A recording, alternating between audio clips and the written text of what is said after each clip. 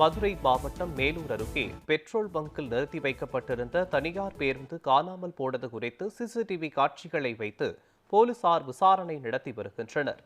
இதுகுறித்த கூடுதல் விவரங்களை செய்தியாளர் குமரேசன் வழங்க கேட்கலாம். குமரேசன், இந்த சம்பவம் தொடர்பான விவரங்கள் என்ன, சொல்லுங்க. வணக்கம் மோகன். தற்போது மேலூர் தனியார் பேருந்து கடத்தல் காவல்துறை விசாரித்து வருகின்றன. மதுரை மாவட்டம் மேலூரில் பெட்ரோல் பங்கில் இரவில் நிறுத்தி வைக்கப்பட்டிருந்த அழகர் மலையான் என்ற பெயரில் மதுரையில் இருந்து சிவகங்கை மாவட்டம் மானாமதுரை பேருந்து வழித்தடத்தில் இயங்கி வந்த தனியார் ஆம்னி பேருந்து மேலூர் உள்ள பெட்ரோல் பங்கு இரவு நேரங்களில் வழக்கம் போல் நிறுத்தி வைக்கப்பட்டிருந்தது. இந்நிலையில் அதிகாலை அந்த பேருந்தை ஓட்டுநர் சித்திக் என்பவர் பார்த்தபோது பெட்ரோல் பங்கில் இருந்த பேருந்து காணாமல் போயிருப்பதையும் கண்டு அதிர்ச்சி அடைந்துள்ளனர்.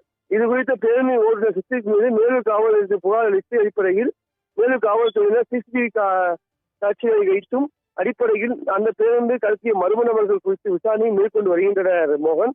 மேலும் இரவு பகுதியில் மேலூரின் முக்கிய பகுதியாக பெட்ரோல் பங்கில் இருந்து பேருந்து கடத்தப்பட்டிருப்பது சம்பவம் அப்பகுதி பெரும் அதிர்ச்சி ஏற்படுத்தியுள்ளது.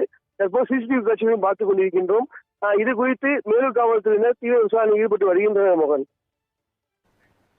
விவரங்களுக்கு நன்றி குமரேசன்.